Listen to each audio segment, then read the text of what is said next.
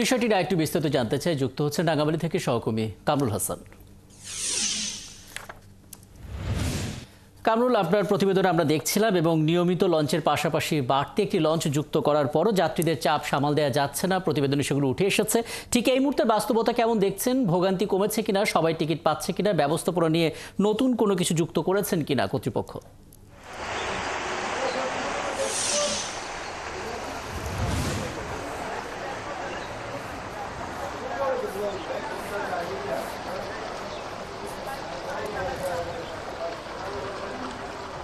রাকিব, ধন্যবাদ আপনাকে।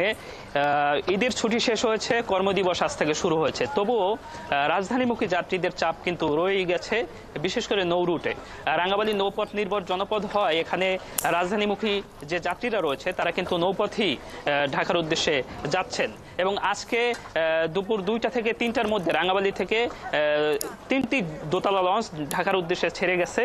আমরা যেমনটি খোঁজখবর নিয়ে জেনেছি যে সুপারভাইজাররা বলছেন যে 3টি লঞ্চেই কিন্তু যাত্রীদের ভিড় ছিল চোখে পড়ার মতো, এবং কেবিনগুলো অগ্রিম বুকিং দেওয়া ছিল, যার কারণে নতুন করে অনেকেই এসেও কিন্তু কেবিন পায়নি, তারা ডেকে বসে কিন্তু ঢাকা যাত্রা শুরু করেছে। এবং রাকিব, আপনাকে বলতে চাই যে যে যাত্রীরা আসলে অনেকটা ডেকে যারা গিয়েছে এরাও কিন্তু অনেকটা ভোগান্তির মধ্যে পড়েছে, এবং যারা কেবিন পায়নি তারা তো নতুন করে ভোগান্তির মধ্যে রয়েছে। এবং যাত্রীরা বলছেন যে আসলে এই ভোগান্তি থেকে রেহাই দেওয়ার জন্য আসলে ঈদ পরবর্তীতে বাড়তি একটি লঞ্চ দেওয়া হয়েছে, কিন্তু পাশাপাশি আরও একটি বাড়তি যদি লঞ্চ দেওয়া হতো তাহলে এই ভোগান্তি কিছুটা হলেও কিন্তু কমে আসতো।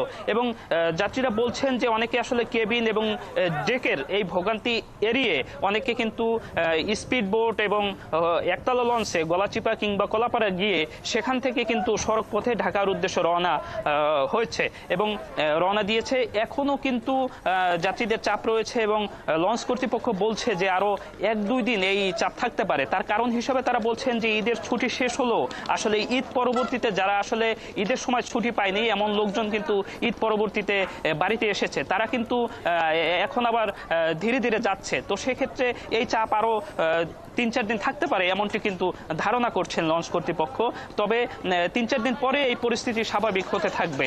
লঞ্চ কর্তৃপক্ষ বলছে যে যাত্রীদের চাপ সামাল দেওয়ার জন্য তারা একটি অতিরিক্ত লঞ্চ চালু করেছে। তবে যাত্রীদের পক্ষ থেকে বলা হচ্ছে যে শুধু একটি না, আরও একটি লঞ্চ যদি চালু করা হতো, রাঙ্গামালী রুটে স্বাভাবিক কারণে 2টি লঞ্চ চলাচল করে, সেক্ষেত্রে আরও একটি বাড়িয়ে 3টি করা হয়েছে। কিন্তু যাত্রীরা বলছে যদি 4টি লঞ্চ চালু করা হতো তাহলে হয়তো এই ধরনের ভোগান্তি কমই হতো। এবং যাত্রীরা বলছেন যে অনেকে আসলে লঞ্চ ঘাটে বুঝতে পারছি, তার মানে যাত্রীদের যে দাবি সেই দাবির আগেই আসলে 3টি লঞ্চ যুক্ত করা হয়েছিল, কিন্তু তারপরেও তারা প্রত্যাশা করছেন আরেকটা লঞ্চ যুক্ত হলে 4টি লঞ্চ হয়তো পরিস্থিতি সামাল দেবে, যদিও 3 থেকে 4 দিন হয়তো এই ভোগান্তিটা থাকতে পারে বলা হচ্ছে। অনেক ধন্যবাদ, নিশ্চয়ই পরবর্তীতে আরও কথা হবে। রাঙামাটি থেকে যুক্ত হয়েছিলেন ঈদে বাড়ি ফেরার খবর জানাচ্ছিলেন সহকর্মী কামরুল হাসান।